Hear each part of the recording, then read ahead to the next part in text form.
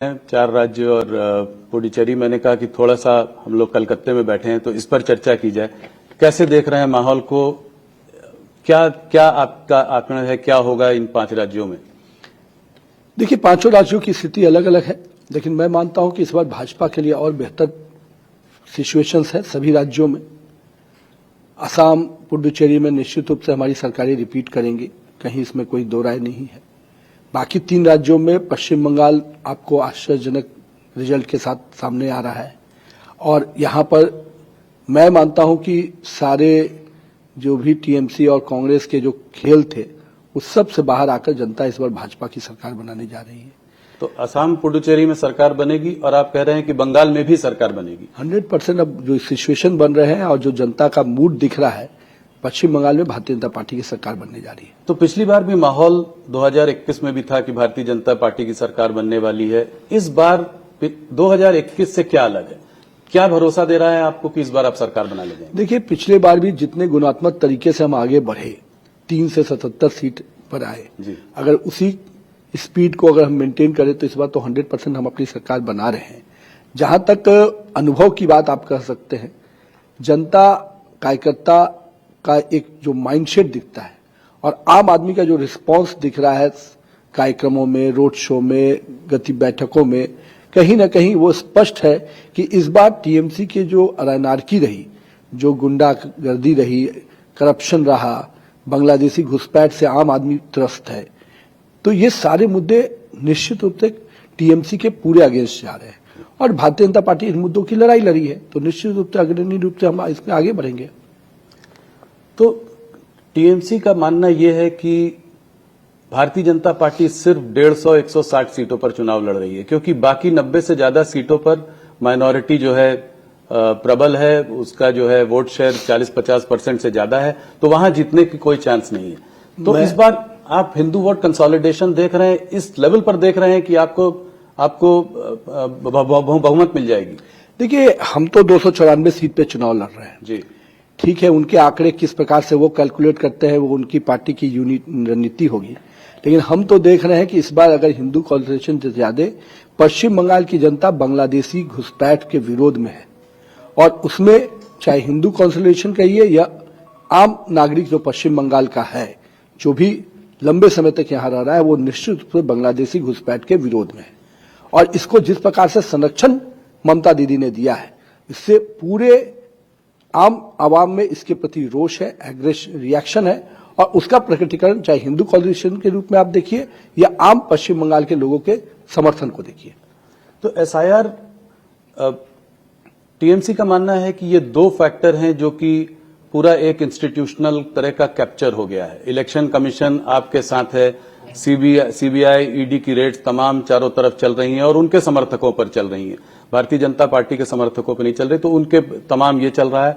और एसआईआर के रहते 90 लाख से ज्यादा वोट कट चुके हैं, तो इसका बेनिफिट क्या आपको मिल रहा है एसआईआर का, जो 90 लाख वोट? पहले ये समझिए कि 90 लाख में से 30 लाख ऐसे लोग हैं जो थे ही नहीं, तो निश्चित रूप से क्या उन लोगों का फर्जी वोट देने का अधिकार दे दिया जाए? और बाकी जो 60 लाख जिसके डिमार्केशन हुए, बाकी चीजें हुई, 92 लाख टोटल जो है। सबसे महत्वपूर्ण बात यह है कि दीदी के ही प्रशासन के डीएम एसडीओ है ना जी, तो आपके प्रशासन के डीएम एसडीओ ने फाइंड आउट करके अगर 92 लाख दिया तो ये तो आपके मशीनरी का है। कहां इसमें इलेक्शन कमीशन आ रहा है? इलेक्शन कमीशन की कोई भी मशीनरी जिला प्रशासन और स्थानीय प्रखंड से आती है, कोई उसकी अपनी मशीनरी नहीं होती है। अब उस मशीनरी ने ही 92 लाख डिलीशन के लिए अगर आगे प्रस्ताव बढ़ाया तो इसमें दीदी को बेचैन क्यों होना चाहिए? और 92 लाख अगर जा रहे हैं तो उसके अगेंस्ट तो आप कहां कहां दरवाजा नहीं खटखटाई, वहां से भी क्या जवाब मिला?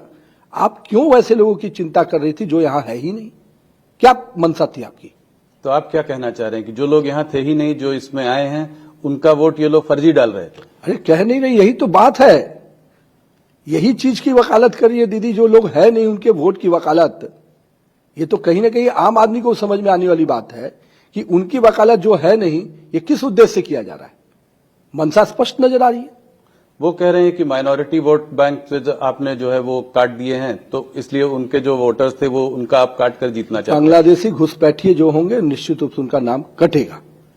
अब वो माइनॉरिटी है कि मेजोरिटी है ये वो समझे, लेकिन स्पष्ट रूप से हम इस देश के नागरिकों के प्रति जवाबदेह है। हम विदेश से आए हुए बांग्लादेशी घुसपैठियों के प्रति जवाबदेह नहीं है। 27 लाख लोग डिसएनफ्रेंचाइज हो गए हैं इस बार, इसको आप कैसे देखते हैं? ये लॉजिकल डिस्क्रिपेंसी के तहत इसको जो है लोगों के पास 2002 की मैपिंग भी है, गवर्नमेंट डॉक्यूमेंट्स भी हैं और उसके बाद वोट नहीं दे पा रहे हैं। देखिए, इस पूरे प्रोसेस को देखिए, सभी राज्यों ने इसी टाइम पीरियड में ये प्रोसेस पूरा किया। पूरी सिस्टम ऑफ मशीनरी आपके पास थी, आपके लोग, और उनको 4-4 महीना एक एक चीज के लिए इलेक्शन कमीशन एक महीने का टाइम देता है। पहले ड्राफ्ट पब्लिकेशन होता है, उसमें आप दावा आपत्ति, उसके पहले फिर 1 महीने का और एक्सटेंशन टाइम देता है।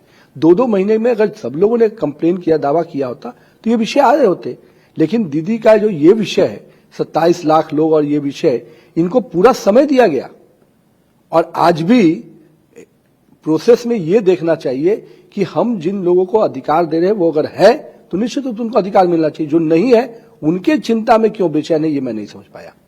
तो आप कह रहे हैं ये 27 लाख जो भी हुआ है ये एडमिनिस्ट्रेटिव डिले हुआ है जो कि उनके एडमिनिस्ट्रेशन ने किया। ऑब्वियसली इतने लंबे समय तक चीजों को फंसा के रखना जी। और इतने आपको कब का, बाकी सभी राज्य उसी प्रोसेस को कंप्लीट किए ना। हमारे बिहार में भी हुआ था जी। पूरा टाइम पीरियड हम तो 2 महीने में हम लोगों ने किया। जुलाई अगस्त में हमारे यहाँ हुआ, सितंबर में प्रकाशन हो गया। यहाँ तो पूरा 4 महीना चला, दिसंबर से लेकर पूरा मार्च तक चला।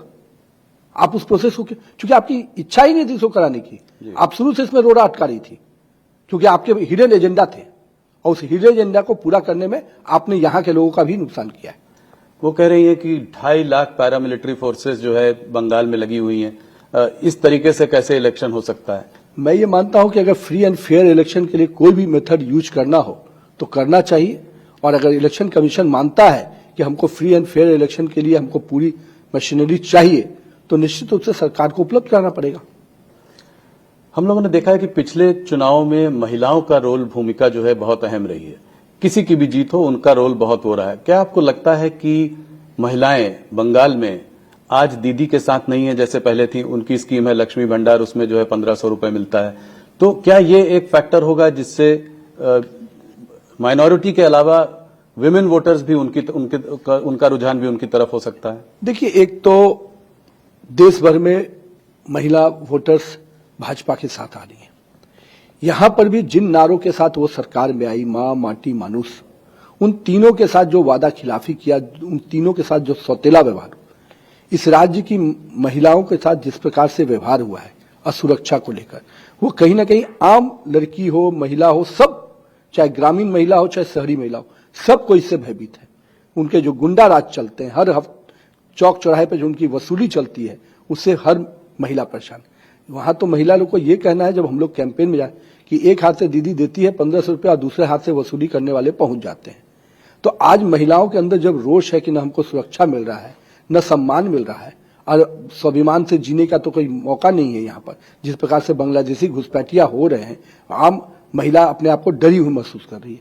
तो निश्चित रूप से ममता दीदी के प्रति कोई सहानुभूति नहीं है। एक महिला मुख्यमंत्री होते हुए इस राज्य की महिलाओं का ही अगर शोषण हुआ होगा, इस महिला मुख्यमंत्री होते हुए महिलाओं के आरक्षण का विरोध करने वाली ऐसे मुख्यमंत्री से क्या उम्मीद करेगी यहाँ की महिलाएं? आपकी जो स्कीम है 3000 रुपए वाली, क्या उसकी मैसेज जो है जमीन तक पहुंच पाई है?